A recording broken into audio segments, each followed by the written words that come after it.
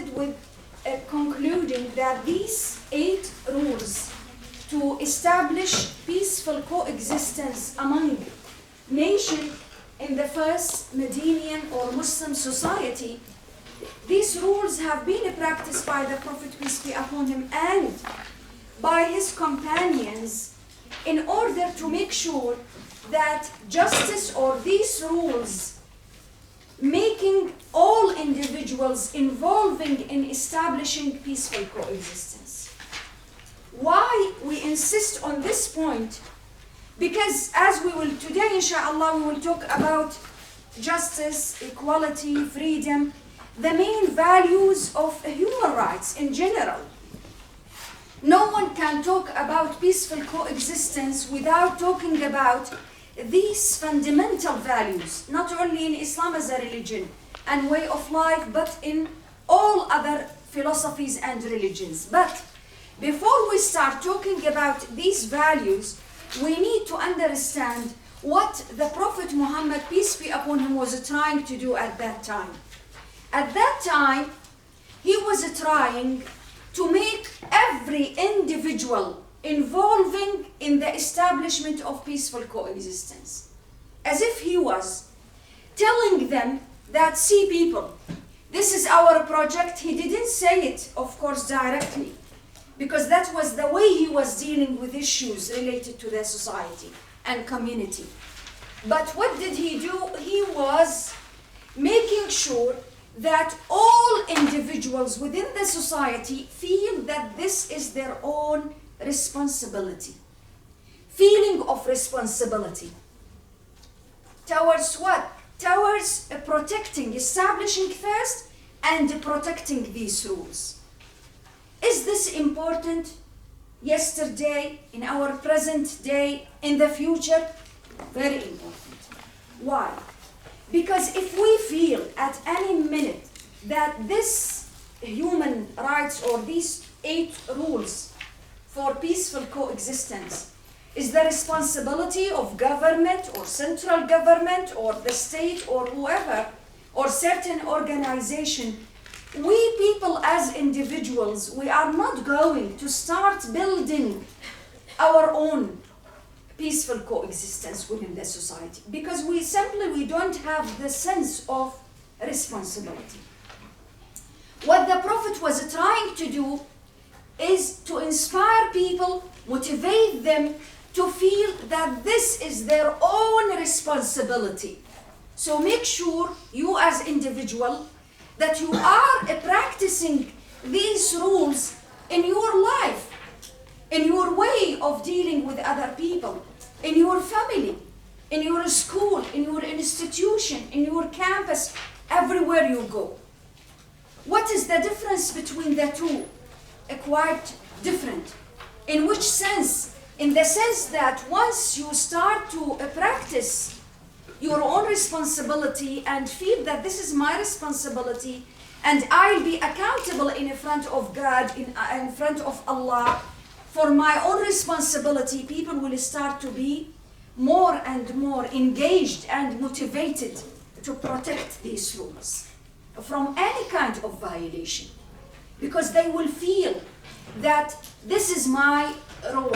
So once I feel any kind of violation of these rules, the output of this violation will affect the entire community and society. And unfortunately, this is exactly what is missing today. Today, once human rights mentioned, for example, once justice mentioned, for example, everyone will look up to the state or to the government or to certain organizations, as if we as individuals has no responsibility whatsoever towards establishing these and practicing these values. Totally wrong. Because it is at a certain point, it is our responsibility as individuals. Yes, there are certain levels for responsibility. Central government has its own responsibility. NGO or other organizations have their own responsibilities, for sure. But what is the most important thing here? It's our responsibility as individuals in establishing and practicing these rules in our life.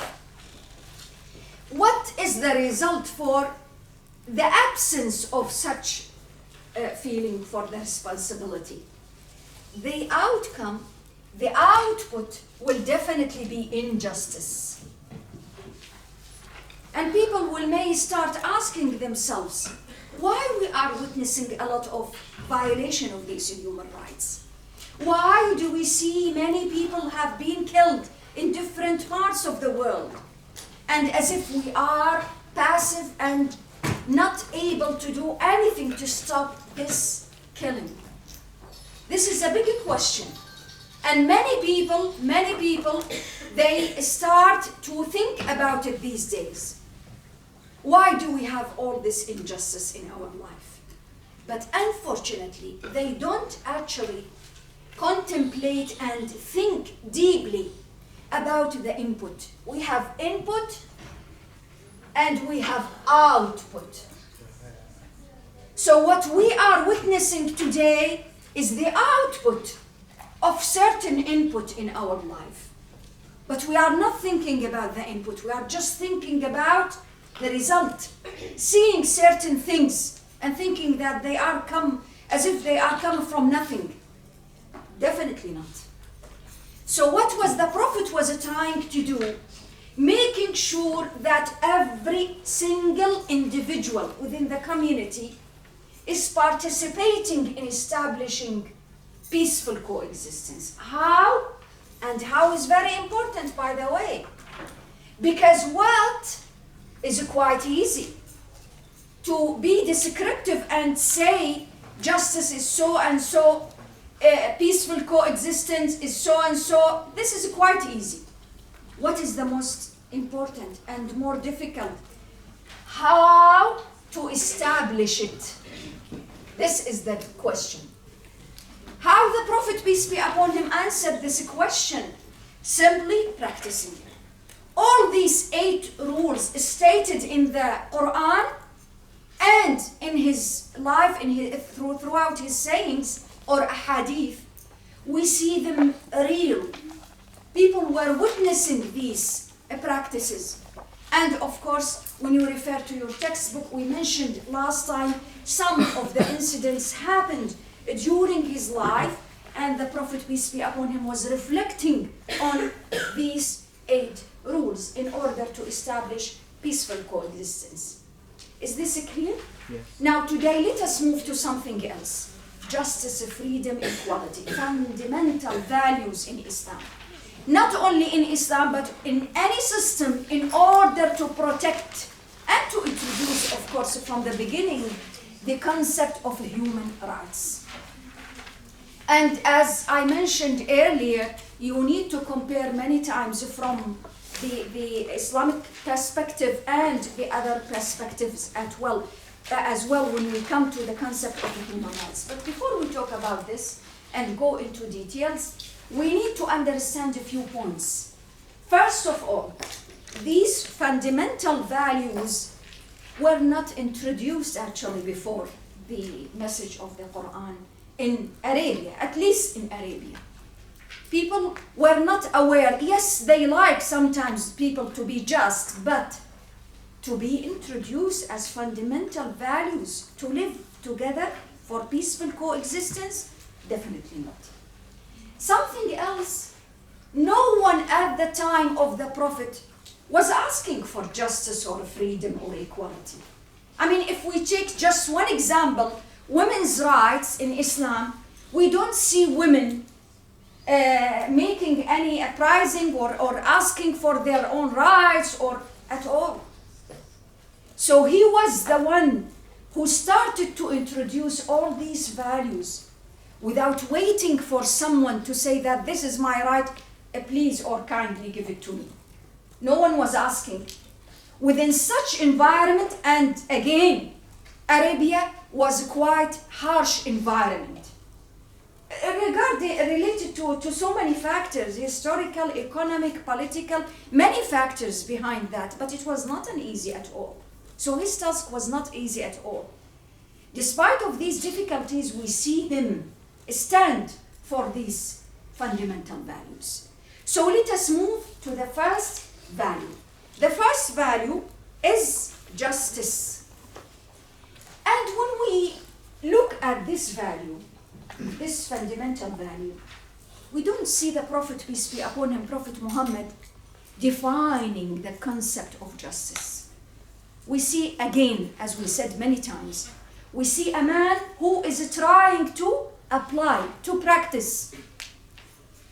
What is the real meaning for justice if we would like to understand what is justice? Please refer to your textbook. Simply, everyone has rights. Everyone has rights, regardless of religion. Why? Allah, the Creator, has commanded the faithful to commit themselves to this value even with enemies. And as you can see, many verses, Surah Al-Ma'idah, Surah Al-Imran, Surah Al-Baqarah, we will take some examples for this. But before we go further, let us try to relate the concept of justice, what we said, that everyone has certain rights, regardless of religion, regardless of color, regardless of anything else, just because they are human. They need to have these rights in order to be human. You see the point? What is the relation between the main concept, the cornerstone in Islam, Tawheed, and justice, or sometime we will go to freedom, equality, whatever. What is the relation between Tawheed and justice here? When I, as individual, when I am looking at the concept of justice, I am actually inspired by what? By believing in Allah. Existence of Allah, attributes of Allah. So these rights, including justice, has not been commanded by anyone except the one whom I believe in. Because as we said before, Tawheed, it means that my direction is one. The only direction which I can actually get any instruction from, if we may say, is Allah, the Creator. So He is the one who is telling me to be just, and that all and every human has certain rights, regardless of anything else. What am I going to do in that case? To believe in it and to follow His commands. So He is the one who is telling me that don't look at people and say, well, this man deserves justice and this man doesn't deserve. Because it's not according to my judgment as a human being. There is no judgment here. You are not going to practice justice or freedom or equality with people according to your own terms. No. Then according to whom? According to Allah's commands and terms. What are these terms? Simply, quite direct and very clear, sharply clear. Every human has to enjoy these rights. Because of what? Because it has been actually given and guaranteed by the Creator who created these people. So it's not up to me. You see, from the early beginning, Quran is very clear. That's why we see the Prophet, peace be upon him, trying to protect these values. Why? Because it's part of his message. It's part of his message. That's why we mentioned, if you remember, that many people, especially at the beginning of the message, conveying the message of Islam in Mecca, the majority of people whom they followed the Prophet, peace be upon him, were slaves. If we may say, the weak people or individuals within the society and community of Mecca. Why? Because they found their selves there.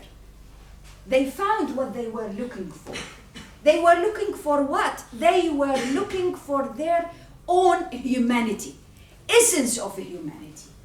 What is the essence of humanity? It's not how do we look like, it's not how do we wear things, it's not about anything else except these rights. Justice, freedom, equality. So those people at that early time, they found what they were working and looking for. That was their dream, to feel that they are humans. If you remember and you recall the story of Bilal, for example. Bilal was a slave. Umayyah ibn Khalaf was his master. Well, Bilal followed Islam and he has been tortured, as you all know, because of that. Because choosing Islam. Then why he was actually feeling that it's okay, it's all right, no matter what I am going actually to do and to feel for this religion, I'm going to continue my way in believing in Muhammad, peace be upon him. Why? What was the motivation for that? He found himself there. He was looking for something. What was it? Bilal himself. Bilal not as a slave, Bilal as a human. This is the big difference from the early beginning in the message of Islam.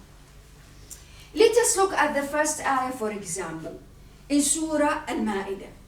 In Surah Al-Ma'idah, Allah telling, and as you can see, and we mentioned that earlier, we said that ayat or verses in the Quran, just when you look at it, you understand what is the general meaning of this ayah. You don't need anything else rather than that. What is this ayah is trying to tell us? Telling us to practice certain things, then you will find it. So in Surah Al-Ma'idah, and Surah Al-Ma'idah or chapter Al-Ma'idah, one of the Medinian chapters, which means that revealed to the Prophet, peace be upon him, in Medina, after the establishment of the first society, the first Muslim state, if we may say. Now look at the ayah and see how Allah, the Creator, is telling Muslims to behave. O you who have attained to faith, be ever steadfast in your devotion to God, bearing witness to the truth in all equity, and never let hatred of anyone lead you into the sin of deviating from justice. وَلَا يَجْرِمَنَّكُمْ شَنَآنُ قَوْمٍ عَلَىٰ أَلَّا تَعْجِلُوا اعْجِلُوا هُوَ أَقْرَبُ لِلتَّقْوَى. See here the connection and the direct link between faith or tawheed and justice. Direct faith. First of all whom you believe. So it means that it is directed to whom? Those who believe in this Quran. What is the command? See, practical step. Very practical. It's not theoretical at all. What has been mentioned here in this ayah is practical. What does it mean? Hatred. When you hate someone, never let hatred taking you away from what? From justice. Why? Because exactly the Quran, as we said, Quran is the word of Allah, the one who created us, and He is all knowing. Knowing that people, when they like someone, or when they love, or when they agree, or with anyone, definitely they will be just. Because we like them. But justice here is an absolute value, which means that it's not supposed to be under any kind of threatening by our feelings or attitudes. My feelings, my attitudes towards certain people, this is another story. But my actions and my deeds supposed to be in another field. What was that? Justice. So be just, even when you are dealing with your own enemies. Even when you hate. This is very practical. Now let us look at ourselves as individuals. You see here, again, never forget. You see the practice of individuals here. The responsibility of individuals. Not the responsibility of government. The responsibility here of individuals. How? We people, when you like someone, when we are friends, definitely we will talk positive things about our friends. But when something went wrong, things will start to be different. And that person whom I have been actually described him or her as the best one in the world, suddenly I'll see something else about him. And if someone would ask me why I have been changed, I would say, well, here, the justification, psychological problems. Yes, here I would say, well, I didn't know him that well. You see the point? All to justify what? Our injustice. You see, when I talked about the input, you remember? Never forget, We have input. This is our input. And when it comes to you, me, him, she, definitely the input will be quite far from justice, from teaching of Islam. What is the output? Whatever we are seeing today. But unfortunately, many people, they keep looking and focusing on the output and forgetting about our input. Never forget. Because when you practice injustice at this level, individualistic level, definitely there will be a result for this. Every single day, if you think about it, honestly, you will see certain elements of injustice. Certain elements. All these elements will result something. You see how the Quran is talking to people? We don't see here theoretical instruction at all. We see the Quran directing us to the practical. وَلَا يَجْرِمَنَّكُمْ شَنَآنُ قَوْمٍ عَلَىٰ أَلَّا تَعْدِلُوا اعْدِلُوا. And see the ayah. Remain conscious of God. Why? Because He is aware of all that you do. You see the point here? So now, I am feeling that the protection of these rights or justice here is my job as individual. Because I will be accountable in front of Allah. So I have to be conscious of Allah. And feel that even if there is no one would ask me about anything, I have to be transparent. I have to be just. Why? According to the level of Tawheed or faith. You remember when we said Tawheed has two aspects, theoretical and practical. Theoretical, to say, Ashhadu, I witness, there is no God but Allah and Muhammad is His messenger.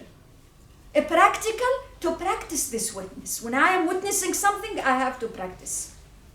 So if the level, my level of faith or Tawheed is quite high, for sure, my practice of justice will be much better than some other times when the level of Tawheed is decreasing. Because it increases and decreases. It depends.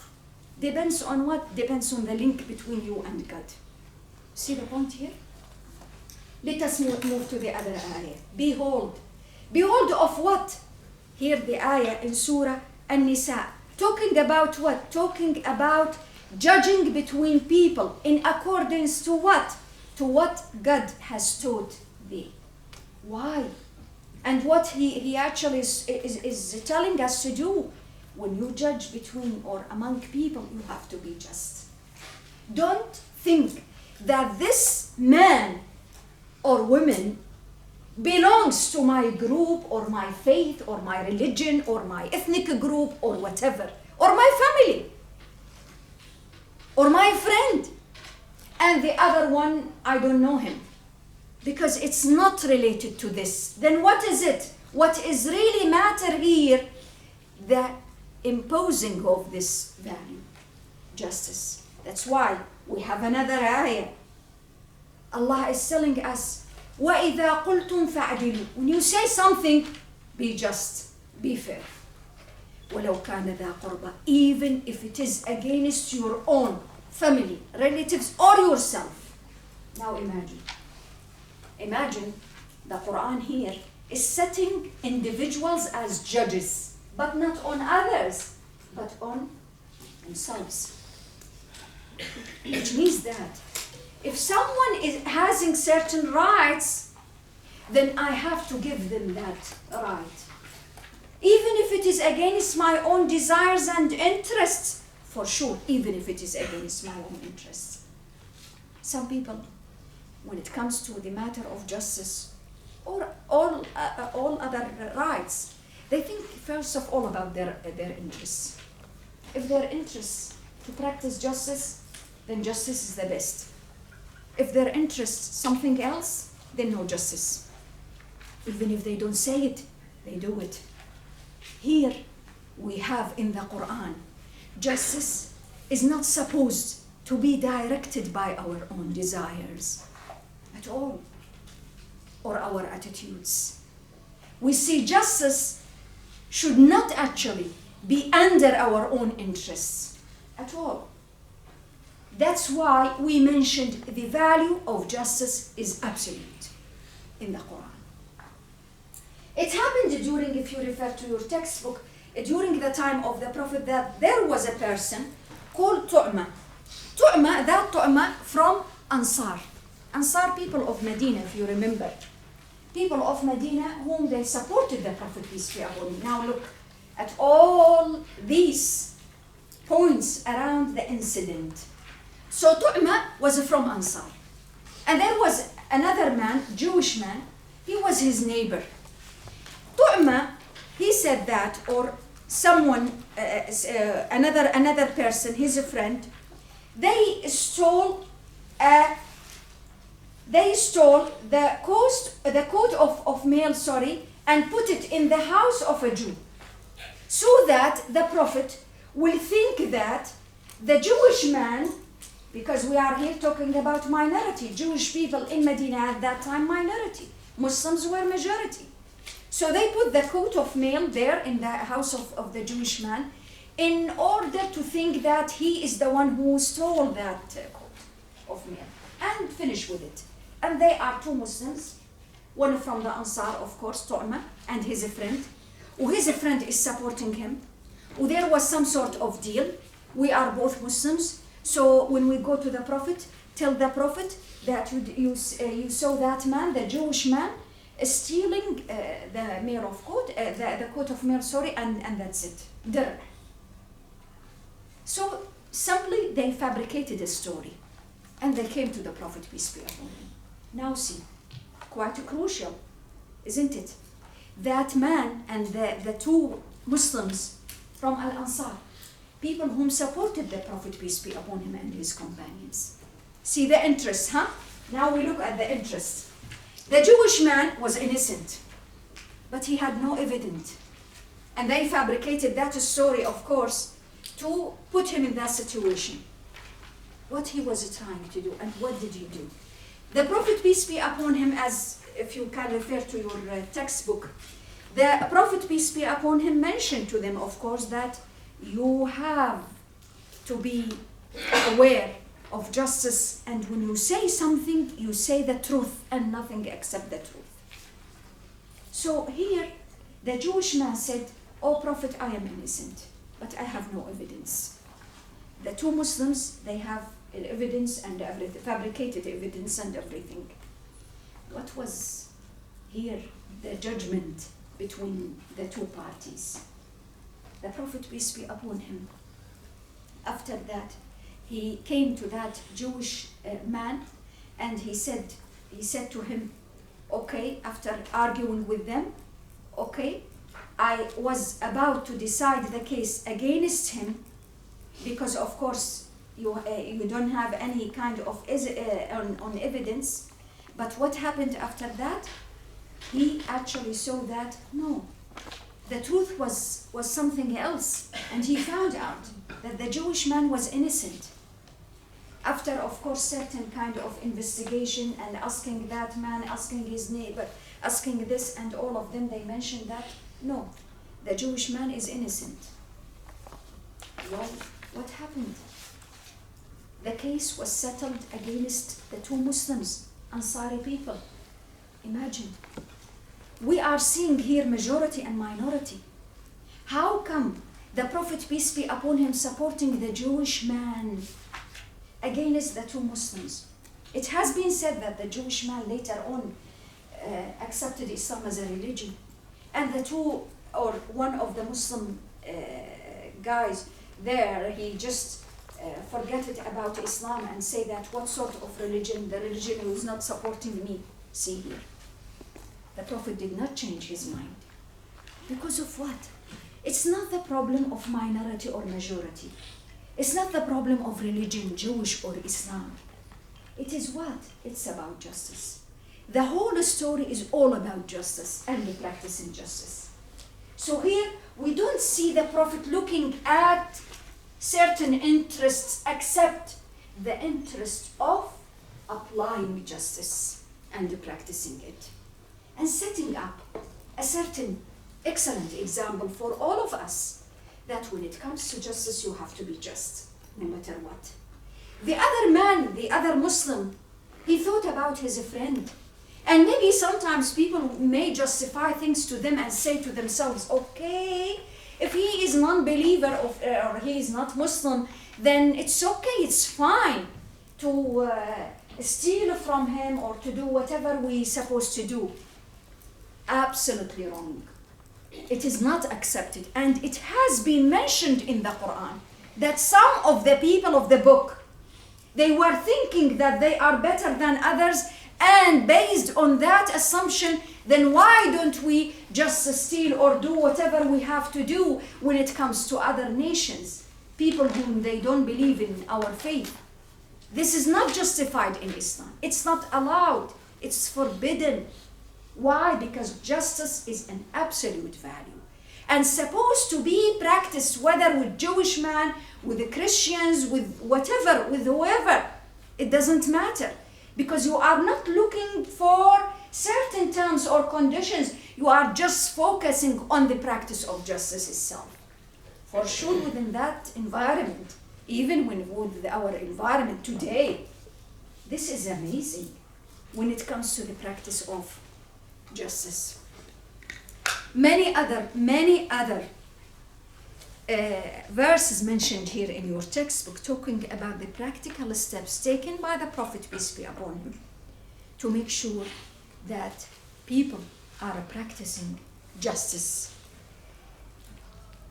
Of course, Surah An-Nisa is full of these verses. Surah Al-Ma'idah as well, full of many verses talking about this.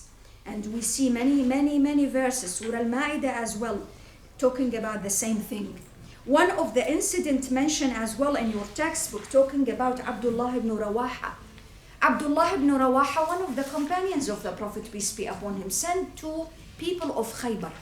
And he said something really nice. He said to people of Khaybar, O tribe of Jews, at that time he hated them. He said, by Allah, you are the most hateful to me of Allah's creation. What you offer me is a bribe is forbidden. We will not touch it. And then he said, justice is what supports the heavens and the earth. We will take it. Now leave us. As simple as that. I hate you, yes. But I am going to practice justice with you no matter what. How did and when he did learn all these rules of justice, within which school? Which school of law? Which international school of law is teaching people and the students to practice justice no matter what? It is definitely, for sure, it is the matter of faith and Tawheed. Because without Tawheed and faith, people will never have all this support at all. The support of Tawheed, the influence of Tawheed in all these actions, for sure. And you see that example of Abdullah ibn Rawaha and the Prophet, peace be upon him. One of the most important things mentioned in many books related to biography of the Prophet, peace be upon him. The Prophet, before migration to Medina. He was telling his people, his followers, after the suffering they found in Mecca, to migrate to Abyssinia, Habasha. The king of Abyssinia or Habasha at that time was Najashi. He was a Christian, he was not Muslim.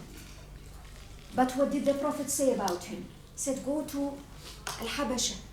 Their king is just and a good man. Go to him and seek refuge. But he was a Christian. It has nothing to do with religion. You see how Quran in that sense and the message of Islam is freeing people from all these chains which have been actually trapped with according to certain judgments or thoughts in their life. These are chains. And Islam is talking about freedom, freeing yourself, because if you don't free your soul, there is no kind of freedom at all. So the Quran is freeing people from all these thoughts that, okay, because he is different from my religion, then why should I practice justice with him or say something good about him? You say it because this is justice. We will continue next time. Thank you. Salam alaikum.